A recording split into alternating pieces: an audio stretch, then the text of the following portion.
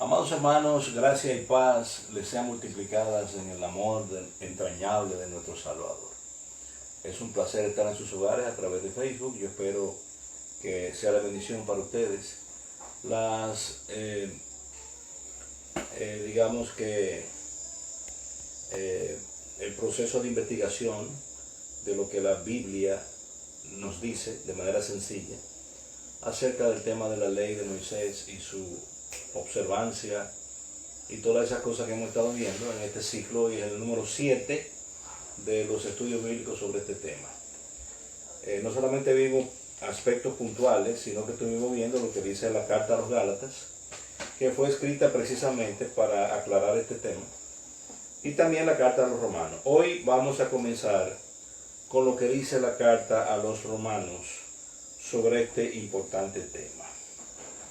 Antes vamos a orar para pedirle al Señor su bendición, y le doy gracias a todos ustedes por su sintonía. Espero que sea de bendición para todos, que fuera el Señor por cumplir el propósito que tiene en su corazón para nuestras vidas. Bendito sea el nombre del Señor. Amado Padre Celestial, en el nombre de Jesús venimos delante de ti en esta hora, reconociendo nuestra inmensa necesidad de ti, Señor, y que es tu palabra que está lo que necesitamos saber en torno al mundo espiritual, tu reino, tus propósitos, y también todo lo que tiene que ver, con tu carácter, todo lo que tiene que ver con tu deidad, con tu grandeza, con tu señorío. Te damos gracias, amado Padre, porque tus misericordias son nuevas cada día.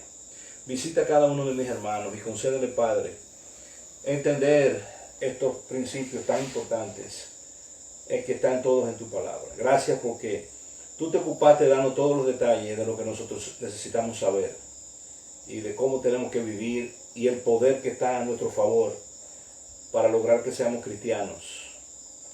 Gracias, Señor. Necesitamos tu unción, tu gracia. Necesitamos tu presencia. Bendito y adorado seas, Dios de nuestra salvación. Muy bien. Hay dos textos que más bien,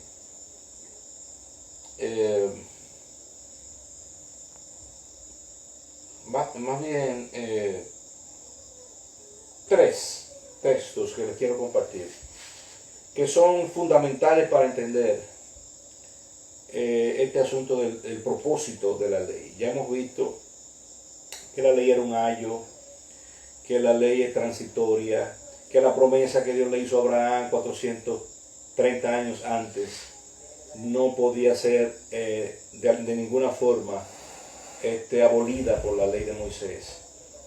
Y hemos visto con toda claridad como el Nuevo Testamento nos enseña que ahora tenemos un nuevo pacto, y que este pacto está basado en la sangre del Cordero de Dios. También hemos visto que hay leyes trascendentes, leyes espirituales trascendentes, que están antes que la ley de Moisés, que lo que es bueno y lo que es malo, lo que agrada a Dios y lo que desagrada a Dios, y lo que Dios abomina y lo que puede terminar desencadenando el juicio de Dios, son cosas que están ahí antes de que la ley existiera. Lo que pasa es, no olviden que los juicios de Dios comenzaron antes de la ley. El diluvio, por ejemplo, fue antes de la ley. Y los juicios sobre Egipto fueron antes de la ley, de que la ley fuera promulgada. Entonces, es importante saber que lo que está en el corazón de Dios para el hombre, el propósito por el cual el hombre fue creado, que fue para adorarle y para tener comunión con Él, eso es relevante, y eso de una forma u otra conecta con todas las eras, porque el plan es el mismo, porque Dios es el mismo. Él no tiene mudanza ni sombra de variación, como dice la Escritura. Entonces, quiero mostrarles lo que dice la palabra del Señor en el libro de Romanos, capítulo 11, verso 32.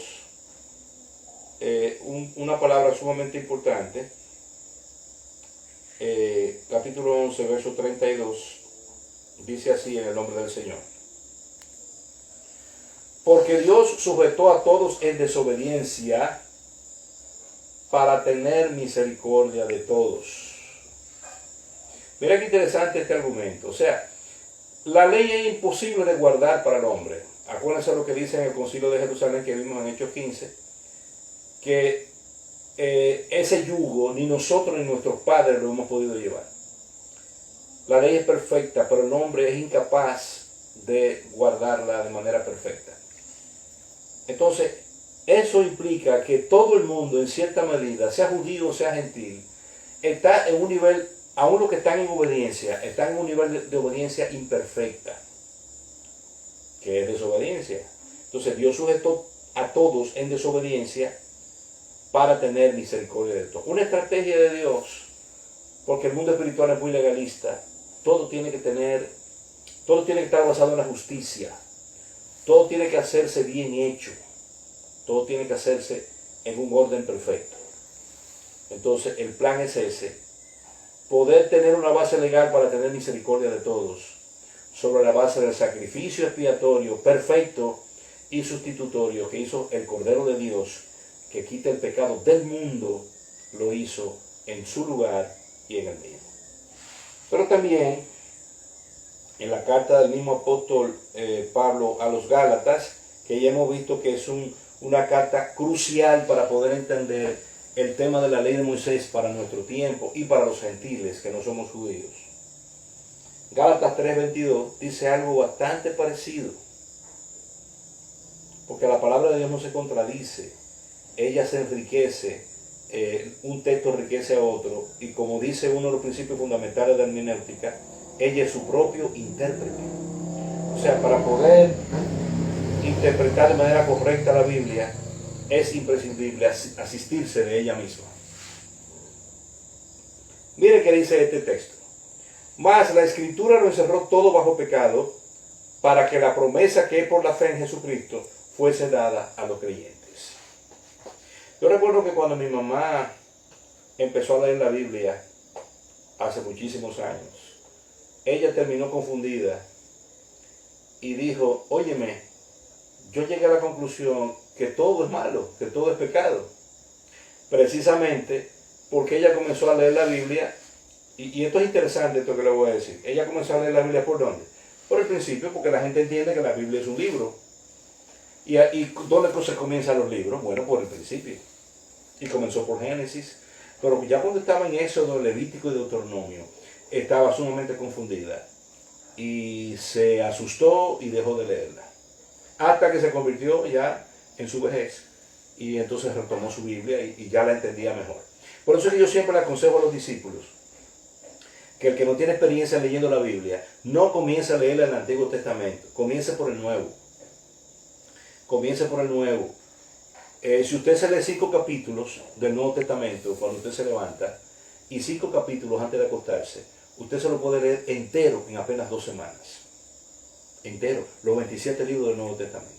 Cuando usted haya leído bien el Nuevo Testamento y haya entendido temas tan trascendentes como la gracia, la misericordia de Dios, el perdón, la restauración, la conversión, la realidad de que nuestro Dios ha pagado la factura en nuestra vida y que Él quiere que seamos sus hijos, no sus servidores, sus devotos o sus adoradores solamente. Él quiere que seamos sus hijos, que es un estatus mucho más importante que ser un devoto, un adorador o un servidor. Pero el caso es que precisamente por esa experiencia que tuvo mi mamá, yo no quiero que la gente comience a leer la Biblia en el Antiguo Testamento. Comience por el Nuevo, conózcalo bien, conozca lo que es la gracia y lo que es el Evangelio, y entonces usted podrá leer el Antiguo Testamento con otra óptica. Entonces, ese es el problema. Dios lo encerró todo bajo pecado para tener misericordia de todo, dice el libro romano. Y también dice que la Escritura lo encerró todo bajo pecado para que la promesa que es por la fe en Jesucristo fuese dada a los creyentes. Entonces, en realidad, el papel fundamental de la ley lo vamos a ver ahora estudiando Romanos. Vamos a estudiar los capítulos Romanos, vamos a ver Romanos 3:8 también. Un momentito. Bendito sea el nombre del Señor. Romanos 3. Gloria al nombre de Jesús. Dice así Romanos 3:8. Ok, vamos a leer a partir del versículo 8 del capítulo 3 de Romanos, que cuando Pablo empieza su disertación a los romanos sobre el tema de la ley. Y dice así: ¿y por qué no decir, como se nos calumnia y como algunos cuya condenación es justa afirman que nosotros decimos, hagamos males para que vengan bienes? Ya Pablo había desarrollado la reputación entre los judaizantes de que él le aconsejaba a la gente a actuar mal, o sea, a desobedecer la ley, por tanto a desobedecer a Dios y cosas por el estilo. Y como consecuencia de eso iban a venir bienes, o sea, ya Pablo estaba enseñando acerca del tema de la gracia y fue sumamente mal interpretado por algunos de sus contemporáneos. ¿Qué pues? ¿Somos nosotros mejores que ellos? En ninguna manera.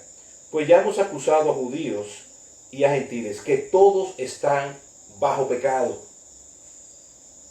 Lo más importante que tiene que entender un gentil o un judío es que usted es pecador, amigo. Usted es pecador. Y usted necesita la única cosa que puede salvarle y sanarle en el tema del pecado. Y es la sangre del Cordero de Dios para perdonarlo. Y el Espíritu de Dios para regenerarlo. La presencia del Espíritu Santo en su vida para regenerarlo. Como está escrito, no hay justo ni aun uno. No hay quien entienda, no hay quien busque a Dios. Todos se desviaron a una, se hicieron inútiles. No hay quien haga lo bueno, no hay ni siquiera uno. Sepulcro abierto en su garganta, con su lengua engañan, veneno de áspides hay debajo de sus labios. Su boca está llena de maldición y de amargura. Sus pies se apresuran para derramar sangre. Quebranto y desventura hay en sus caminos, y no conocieron camino de paz. No hay temor de Dios delante de sus ojos. Pero sabemos que todo lo que la ley dice, lo dice a los que están bajo la ley, para que toda boca se cierre y todo el mundo quede bajo el juicio de Dios. Hemos visto que el hombre no es bueno por naturaleza. No es bueno por naturaleza, sino que el hombre es malo por naturaleza. Y el propósito es que la ley le cierre la boca a todo el mundo y que todo el mundo quede bajo el juicio de Dios. Judío o gentil, todo hombre ha fracasado espiritualmente delante de Dios y está bajo el juicio de Dios. Porque ha predominado en la vida de cualquier hombre el dominio de su naturaleza caída. Esa naturaleza carnal que hace que cada uno de nosotros caiga ante la presencia de Dios y peque. Nosotros somos responsables no del pecado de Adán, sino de nuestro propio pecado. En la teología católica existe la propuesta del pecado original. Yo siempre estuve en desacuerdo cuando no era creyente. Yo entendía cómo es posible que a mí me endilguen, que a mí me carguen con el pecado que cometió Adán. Fue él que lo cometió, ¿por qué a mí?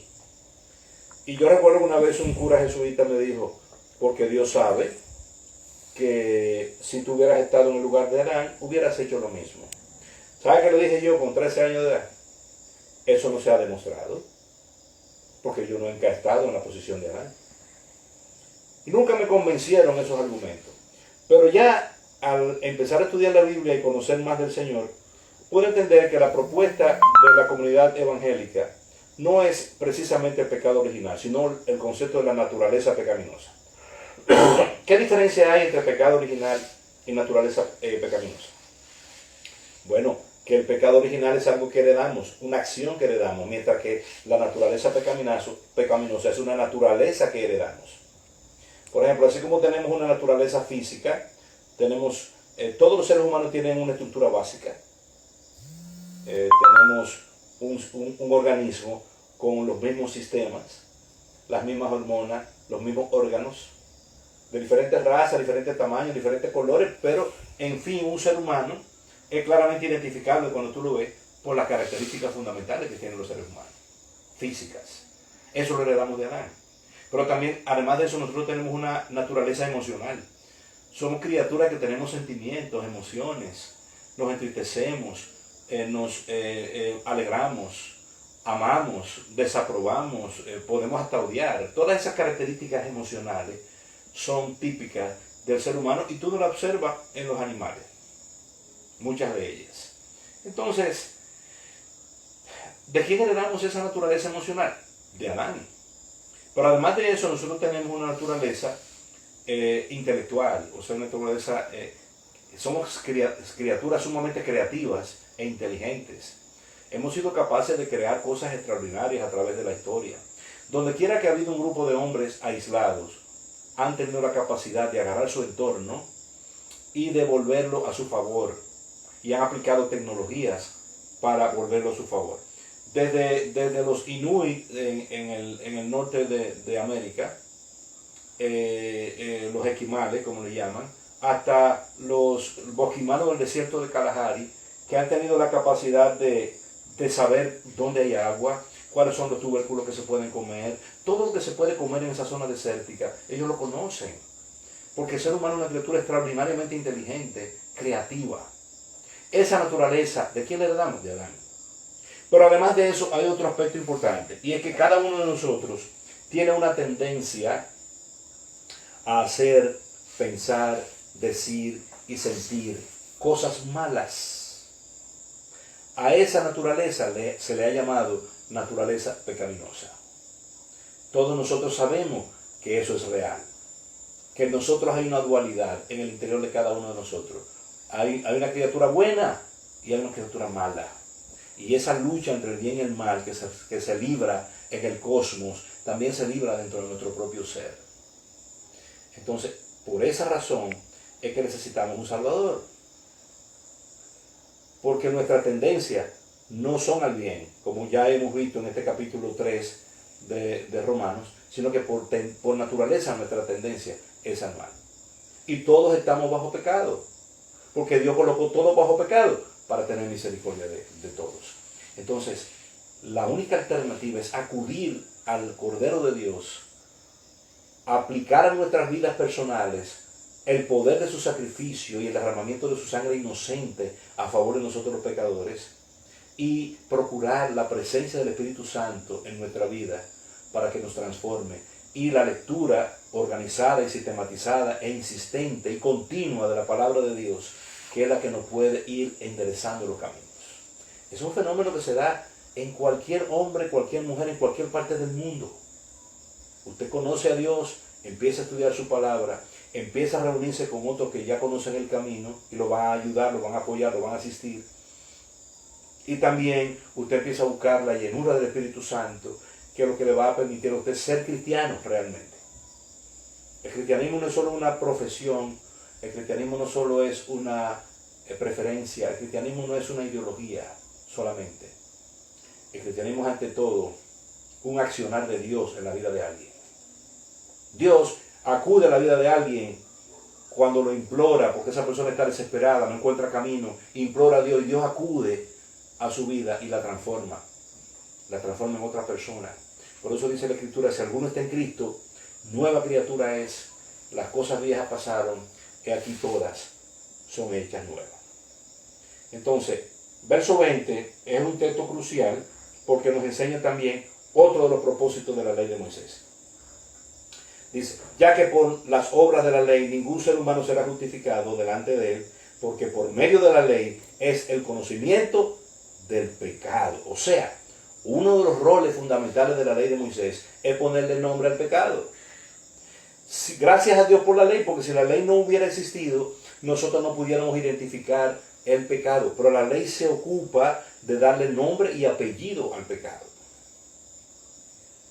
Si no hubiera una ley que dice no robarás, robar no fuera pecado. Si no hubiera una ley que dijera no codiciarás la mujer de tu prójimo, no fuera pecado. Si no hubiera la ley, el primer mandamiento que lo dice, amarás al Señor tu Dios con todo tu corazón, con toda tu alma y con toda tu fuerza. Yo a las personas apegadas a la ley le hago siempre esa propuesta. ¿Cuál es el primer mandamiento? Sobre todo los adventistas que insisten en la observancia del Sabbat en hebreo para este tiempo. Yo les digo, ok, ellos a veces me han dicho, no, lo que pasa es que la observancia del reposo, del día de reposo, no es un asunto de la ley general de Moisés, no es un asunto de las leyes rituales, ni de las leyes dietéticas, ni de las leyes higiénicas. No, está en el decálogo. El decálogo son los 10 mandamientos. Y el primero de esos 10 mandamientos, ¿qué dice? Amarás al Señor tu Dios con todo tu corazón, con toda tu alma y con todas tus fuerzas. Y yo siempre le hago esta pregunta. ¿Y tú haces eso? Y quiero que tú también te hagas esa pregunta. ¿Tú amas a Dios de esa forma? Si eres sincero, te vas a dar cuenta de que no. Yo tampoco. ¿Qué más quisiera yo que poder amar a Dios de esa manera? Pero me enfrento ante la realidad de que mi capacidad de amar a ese Dios invisible, como mi capacidad de amar a otras personas, es limitada. Muy limitada. Entonces, me encuentro ante la triste realidad de que yo fracaso hasta ante el primer mandamiento. No puedo amar a Dios como está escrito. Como consecuencia de eso, ¿qué es lo único que me falta? Gritar como grita Pablo, lo vamos a ver más adelante en el capítulo 7 de Romanos, cuando dice, miserable de mí, ¿quién me librará de este cuerpo de muerte? Y ahí mismo dice, gracias doy por Jesucristo. O sea, la conclusión es que yo necesito un Salvador. Porque no tengo la capacidad ni siquiera de cumplir el primero de los mandamientos. Me enfrento ante esa trágica realidad de que yo no puedo ni siquiera cumplir el primero de los mandamientos a cabalidad. Entonces, ¿qué me pasa? Necesito un Salvador. Necesito a alguien que me ayude, necesito a alguien que me saque de esta situación espiritual y me ponga en otro nivel, en otro lugar. Y ese es Jesús de Nazaret, el Salvador personal mío, el Salvador personal tuyo y el Salvador de la humanidad que se acerque a Él. Todo el que se acerque a Él va a ser salvo. No importa de dónde sea, y cuál sea su origen, cuál sea el tono de su piel, cuál sea su nivel socioeconómico, su nivel intelectual, su nivel académico. Nada de eso es relevante. Cualquiera que se acerque a Jesús puede obtener la salvación de su alma, el perdón de sus pecados, vida eterna y en esta tierra vida abundante y acompañada esa vida del poder más grande que hay en el universo. Eso es extraordinario. Eso es la fe cristiana. Ya que por las obras de la ley ningún ser humano será justificado delante de él, porque por medio de la ley es el conocimiento del pecado. O sea, el propósito de la ley, más que ser cumplida, era ponerle nombre y apellido al pecado, para que hoy en día todo estuviera bajo pecado y ningún hombre pudiera argumentar nada más que, Señor, perdóname y ten misericordia de mí, y aplico a mi vida personal ese sacrificio del Cordero de Dios, que se hizo de manera perfecta y definitiva a mi favor, y me acojo a tu misericordia y a tu gracia. Eso es el Evangelio. Por eso es una buena noticia. La palabra Evangelio significa buena noticia. La palabra Evangelio es una palabra griega, Evangelion, que significa buena noticia, pero también el portador de la buena noticia. O sea, más bien, el regalo que se le daba al que portaba una buena noticia.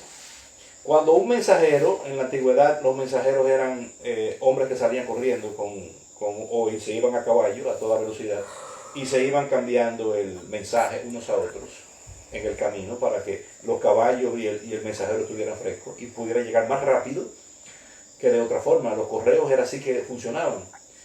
Y cuando un mensajero traía una mala noticia, iba asustado porque pensaba que el señor, el rey, el señor feudal o la persona destinataria de esa mala noticia podía reaccionar en forma negativa.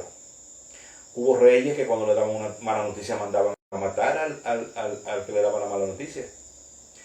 Pero por el contrario, cuando un mensajero traía una buena noticia, venía contento, porque no solamente no corría ningún riesgo, porque el destinatario iba a estar feliz, sino que también se solía darle una propina especial cuando traían una buena noticia, y a esa propina también se le llamaba Evangelion.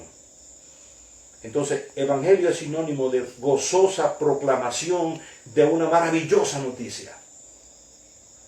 Por eso, no puedo estar de acuerdo con mis hermanos fundamentalistas tradicionales, que lamentablemente lo que predican es juicio. que te vas para el infierno, que te vas a condenar, que tú eres un hijo del diablo, que eres un perverso, que eres un malvado. Eso no es evangelio. ¿Dónde está la buena noticia? Que soy una criatura descalificada, inmunda delante de Dios. Eso no es una buena noticia. Eso yo lo sé. La buena noticia es que a pesar de mi condición, Dios ha buscado una vía legal para que yo pueda salir de esa situación y de ese estatus de maldición y de pecado y de caída y de enemistad con Dios. Por eso más adelante vamos a ver que el mismo Romano dice que justificados pues por la fe tenemos paz para con Dios por medio de nuestro Señor Jesucristo. Pero ahora, aparte de la ley, se ha manifestado la justicia de Dios, testificada por la ley misma, ¿verdad? Dice el verso 21, y por los profetas. O sea, tanto la ley mosaica como los profetas anunciaron que iba a venir una cosa que se llamaría la justicia de Dios. Esta es la propuesta actual de Dios. Esta es la propuesta actual. No la ley, es la justicia de Dios lo que se está proponiendo. Y esta justicia de Dios había sido anunciada por los profetas. Dice el verso 22, la justicia de Dios por medio de la fe en Jesucristo para todos los que creen en Él, porque no hay diferencia. Por cuanto todos pecaron y están destituidos de la gloria de Dios. Judíos y gentiles, todos pecaron y están destituidos de la gloria de Dios. Y lo que nos toca en esta nueva propuesta, en este nuevo pacto, es un concepto que se llama justicia de Dios. No mi justicia, porque en la ley yo estoy tratando de procurar mi justicia, y si me justifico por la ley voy a quedar cojo, chueco siempre, pero ahora es una justicia de Dios.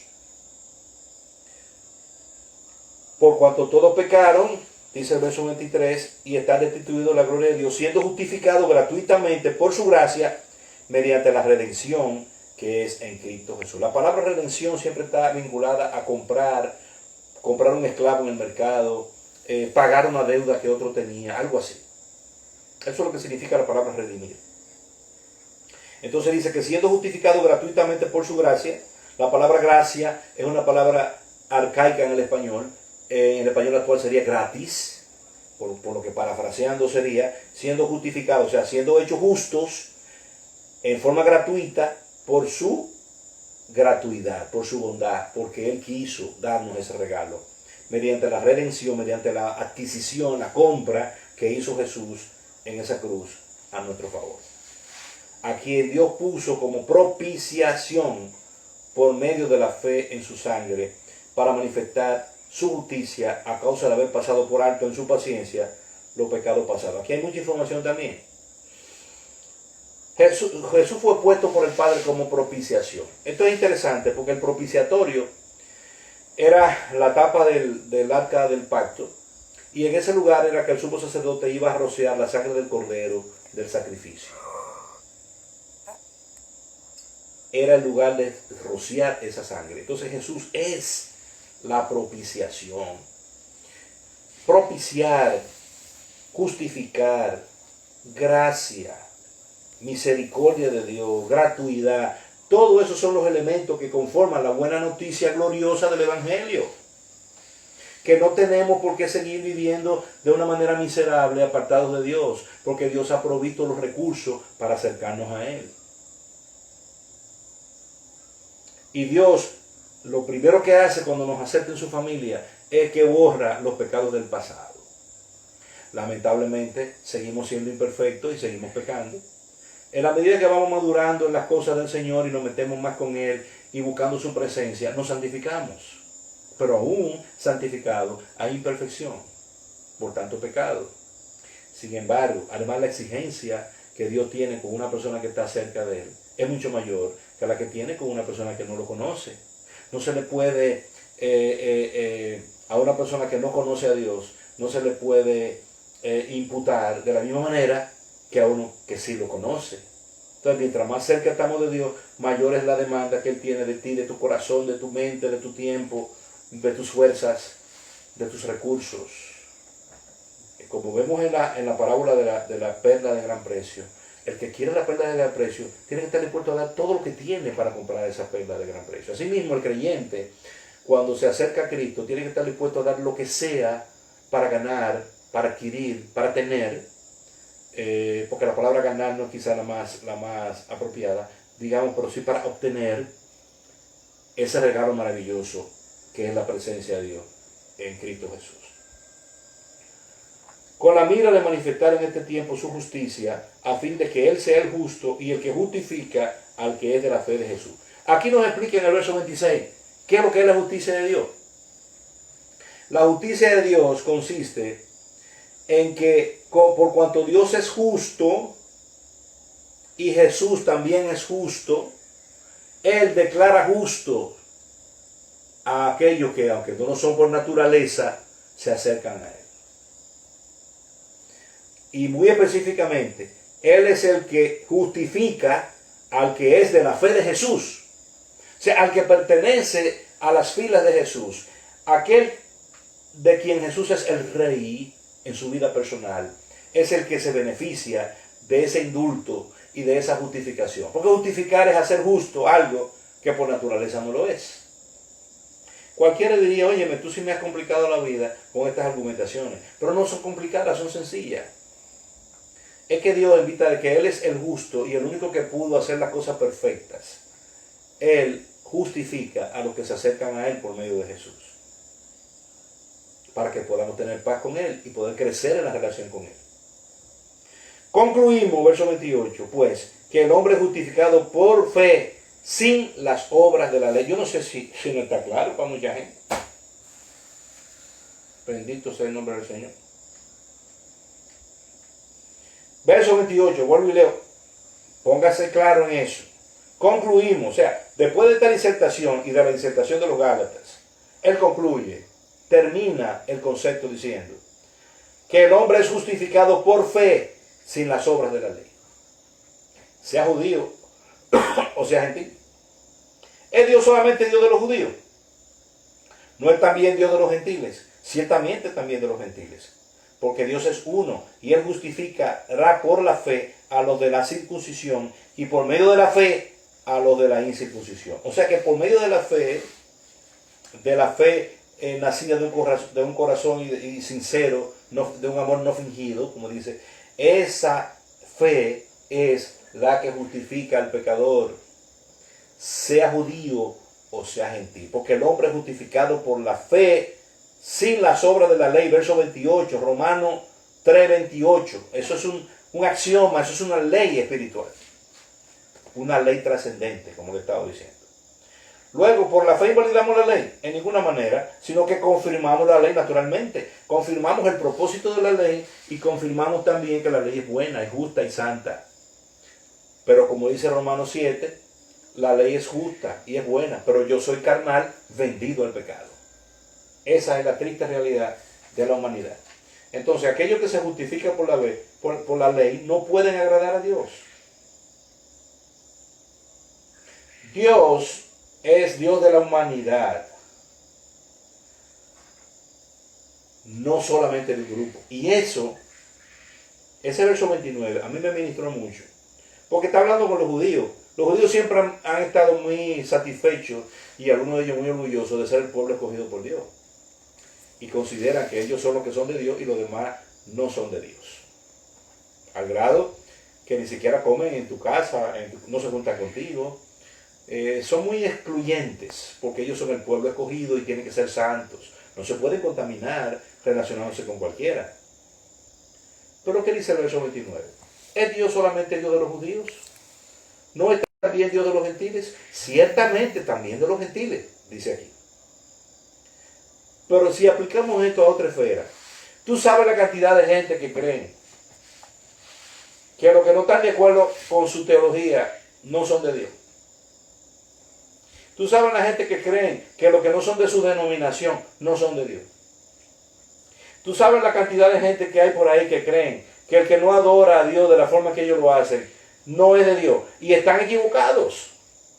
Porque nuestro Dios es el Dios de la humanidad y Él tiene un trato con cada grupo según sus realidades. Y Dios está trabajando para revelársele a mucha gente en el mundo. Hay casos extraordinarios como ocurre en China, por ejemplo. Como Dios ha hecho una obra extraordinaria en China, sin las estructuras que tenemos en Occidente. Porque después de la Revolución Cultural, Mao Zedong mandó a matar todos los pastores, cerró todas las iglesias y le dio otro uso, todos los institutos bíblicos, todas las universidades y todas las estructuras que tenía la iglesia de Cristo en China. Mao Zedong la destruyó. 50 años después no debería existir. Sin embargo, los reportes que tenemos que vienen de Corea del Sur es que la iglesia china es una iglesia de 100 millones de personas, la iglesia más grande del mundo. No tiene pastores visibles, no tiene instituto bíblico, no tiene Biblia. Las Biblias ellos se las fotocopian. O la Biblia está proscrita, prohibida, si encuentran una Biblia la queman y meten a todo el mundo en la cárcel. Sin embargo, ¿qué hacen ellos? Se la fotocopian y se la pasan unos con otros. Y es una iglesia poderosa y ungida. Y no tiene estructuras formales, ni tiene teólogos, como sí tenemos por aquí. Entonces, realmente Dios no es el Dios solamente de los judíos, pero tampoco nada más no es el Dios de los evangélicos, ni el Dios de los testigos de Jehová, ni el Dios de los adventistas, ni el Dios de toda esa gente que se creen que ellos son los únicos. Están equivocados. Nuestro Dios es mucho más amplio y mucho más poderoso que el Dios diminuto de los sectarios.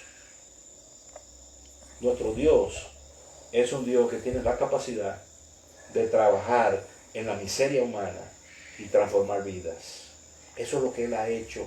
Yo desde que entré en estos caminos he visto esa constante, que Dios al que se le rinde lo transforma, lo bendice, lo levanta, lo prospera. No le falta nada, porque si Jehová es tu pastor, nada te faltará. Y todos los que se le rinden al Señor crecen a nivel integral, crecen como seres humanos, crecen como ciudadanos, crecen como creyentes, crecen en todo. Bendito sea el nombre del Señor. Gloria al nombre de Cristo. Entonces, mis amados, hasta hoy, esto es lo que les quería compartir sobre el tema de la ley en el libro de Romanos. La semana próxima vamos a continuar trabajando con este tema, 1 o 2 semanas más, porque ya hemos compartido bastante. Pero si usted quiere, vaya y revise todos los estudios que hemos hecho, que están grabados en Facebook, y nútrase bien para que su fe tenga la solidez necesaria. Todo está en la Escritura. Lo que pasa es que hay que estudiarla. Si tú le pasas por encima, vas a tener siempre que pensar los esquemas que te han trazado. La mayoría de las iglesias protestantes y los grupos religiosos en general tienen un esquema, una estructura de qué es lo que creemos, en qué pensamos. Y no es así, no es tan simple. La fe cristiana es mucho más diversa, pero todo está en la Escritura. Todo está en la Escritura. Es cuestión de ponerse a leerla en serio. Y los planteamientos que tiene la Escritura son realmente contundentes. Es cuestión de tomarse el tiempecito. Finalmente, el verso 31 dice claramente que nuestra fe, a pesar de su relevancia, no invalida la ley, no la invalida, sino que la confirma. La confirma en el sentido de que la ley es buena.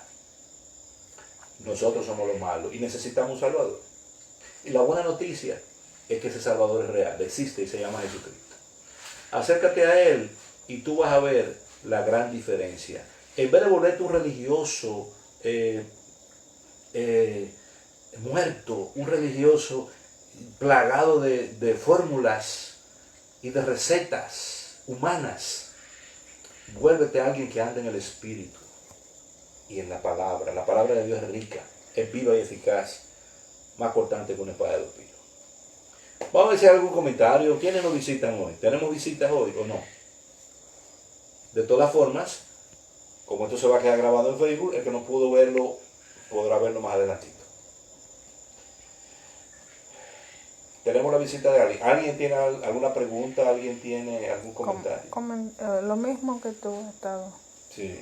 Está Rosy Concepción, Rosy Willy, Sí, Dios te bendiga, Rosy. José Núñez, Holly, Holdy, Dios te bendiga, querido. Genara, Mi hermana Genara, bienvenida, querida. Lilian Cruz. ¿Quién? Lilian Cruz. Lilian Cruz. Bueno, Lilian, qué bueno que me visitas, pero me gustaría saber más acerca de ti porque la única Lilian que yo recuerdo ahora mismo es de Santiago, pero no es apellido Cruz, que yo sepa. De todas formas es un gozo que estés con nosotros y me encantaría pues conocerte más. Por favor, si eres tan gentil, puedes dejarnos cualquier forma de comunicarnos contigo y me puedes llamar cuando quieras. Francelis. Franceli desde Estados Unidos. Dios te bendiga, querida. Y espero que tu amiga haya mejorado. No he tenido noticias recientes de ella, pero estuvimos tratando con ella por teléfono y esperamos que el Señor haya hecho algo con sus vidas. Oscarina. Oscarina, Dios te bendiga. Oscarina es una muchacha bastante inquieta en la cosa del Señor. Yo espero que estés aprendiendo, Karina. Berenice Cruz. Berenice Cruz, La hermana de Damari. la hermana de Damari. Dios te bendiga, Berenice. Yaquenagua. Jacqueline, Dios te bendiga, querida. Eli. Eli, Dios te bendiga, Elizabeth. Bueno, Frankelina. Franquela, desde Cabrera. Dios te bendiga, querida. Gracias por estar con nosotros. María Hilario. María Hilario, pastora. Muy bien. Antonio Alcántara. Ese Antoine. Jennifer Candelario. Jennifer. Sí, esa es de la iglesia de Santiago. Dios te bendiga, Jennifer. Ignacio Hernández. Mi hermano, pastor amado, evangelista, Ignacio Evangelista Hernández, Dios te bendiga, padrino de mi boda, uno de mis grandes amigos y uno de los muy amados. Antonio Alcántara, ¿te dije? Sí, Antoine. Ok. Medarda García, la amiga de Francisco. La hermana Medarda, esa sí, de Maryland. Dios le bendiga, hermana, qué bueno que está ahí. Me encantará hablar con usted al final. Puede llamarme para que me informe cómo van las cosas por allá. Carmina. Carmina, sí, Dios te bendiga, querida, qué bueno que estás ahí. Y Yulivan. Julie. Violeta Sánchez. Violita, querida, Dios te bendiga también. Micha. Misael, sí. Bueno, pues tuvimos un grupito hoy, qué bueno. Ahora ustedes pueden dejarme sus comentarios, pueden dejarme sus preguntas y también sus, si no están de acuerdo también. Porque estar de acuerdo no es obligado bajo ningún concepto. Solamente en la dictadura es obligado que hay que estar de acuerdo. Pero en ninguna discusión ideológica o teológica de ningún tipo hay que estar de acuerdo. Pueden decir por qué no están de acuerdo. Ahora, la base está en que nos metamos en el libro de Dios. Ese es el que nos va a dar la pauta certera por lo que debemos transitar. Pero yo estoy ya claro en que la ley fue dada para ponerle nombre al pecado, que la ley es más grande que nosotros, que por la ley no nos podemos justificar, que necesitamos algo más, que es un Salvador y ese es Cristo, alguien que expiara, que pagara. Él es la propiciación por nuestro pecado. Y todas esas cosas son importantes para nosotros vivir en paz, porque somos justificados por la fe, por medio de Cristo, ¿verdad? Y eso nos produce paz con Dios. Esa es la base de la buena noticia de que Dios está a nuestro favor. Por eso es que cuando Jesús nació, los ángeles que visitaron a los pastores que estaban, los pastores de ovejas de 4 patas que estaban en la vigilia de la noche, cuidando el rebaño, le dijeron, gloria a Dios en las alturas y en la tierra paz, buena voluntad para con los hombres. Quiere decir que desde que Cristo nació, la cosa cambió.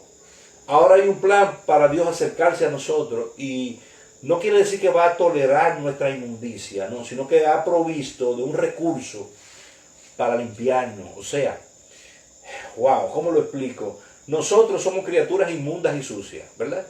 Pero Dios tiene el detergente. Él no te quiere sucio, pero está dispuesto a recibirte porque te bañes. Pero te tiene el baño, el detergente, la toalla, y todo está a tu disposición. Ahí está el Padre, el Hijo y el Espíritu Santo a tu favor para que tú puedas ser limpio, ¿verdad? Entonces, hay una disposición de Dios desde que Cristo vino a esta tierra a favor de la humanidad. Solamente el requisito es que se acerquen a Jesús. Si se acercan a Jesús, va a haber una gran diferencia. Dice la Escritura también que todos los que estamos bautizados en el nombre de Jesús, de Cristo estamos revestidos. O sea que cuando nosotros nos acercamos al Padre, estamos revestidos de Jesús. Él está viendo a su Hijo, y su Hijo Él lo ama, confía en Él. Su Hijo es el que tiene todo el poder y todo el derecho, porque es el heredero. Y si estamos revestidos de Él, óyeme, estamos bien. Ante Dios, ante los hombres, y ante cualquier circunstancia. Y ante los demonios nos reconocen. ¿Entiendes? Entonces, esa es la fe gloriosa que va a producir grandes diferencias en nuestra vida. Naturalmente, el pecado que es la desobediencia a la ley. Por tanto, conocer la ley es importante. Por ejemplo, a mí me ministra mucho que las cosas que Dios estableció en la ley de Moisés, pena de muerte, yo la respeto mucho. ¿Por qué? Porque no quiere decir que Dios cambió. Dios no cambia. Quiere decir que ahora está Cristo en el medio cogiendo los golpes. Por ejemplo, la homosexualidad tenía pena de muerte.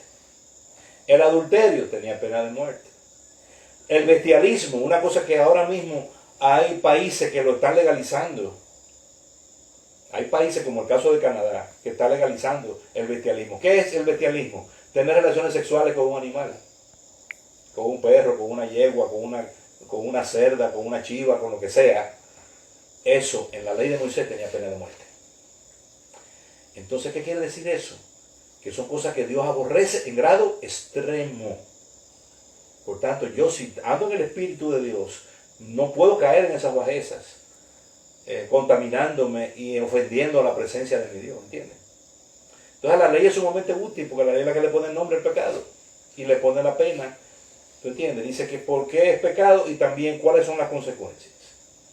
Entonces la ley de Moisés es sumamente útil, pero nosotros no vamos a poder cumplir de manera cabal ni perfecta.